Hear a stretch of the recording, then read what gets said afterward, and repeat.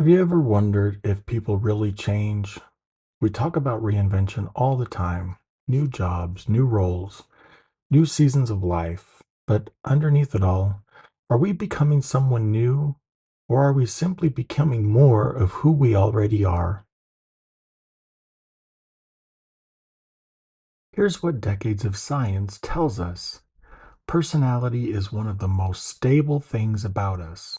Longitudinal studies tracking people over years, even decades, show that your traits are more consistent than almost any other psychological measure. As children, the patterns are still forming, but by adulthood, the test retest stability of personality hovers around 0.70. That's remarkably high. Think of it this way: personality is like height. Yes, it grows and matures, but once it settles, the relative differences between people stay steady. You may get taller, but the tallest kids usually remain the tallest adults.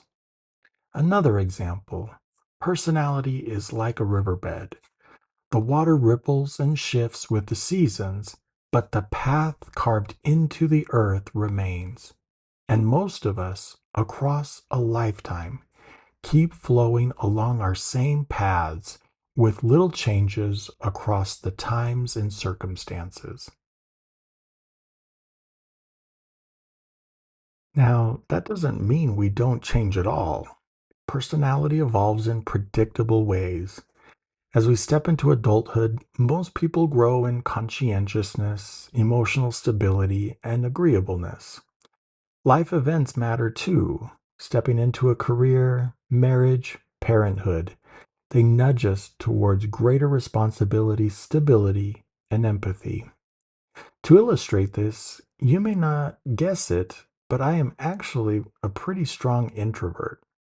However, when I chose a career in higher education, teaching and training undergraduate and graduate students in the art and science of psychology, business, entrepreneurship, and marketing, I found myself day in and day out in front of and leading groups of students to learn and apply the concepts of the courses I taught. This choice helped me lean into and rely a little more on the extrovert hidden deep within me. In other words, genetics sets the baseline, but experience shapes the trajectory. Roles, relationships, and social investments explain why personality becomes even more stable as we age. So, the truth is this: personality is both stable and flexible, mostly consistent, but not immovable. The research suggests traits can shift by 10 to 15% across a lifetime, and intentional interventions can accelerate that change. This is where Don Clifton's insight becomes revolutionary. For generations, psychology focused on what was wrong with people: diagnosing, fixing, correcting. Clifton flipped the script and asked, what if we built on what's right? That one question has changed millions of lives.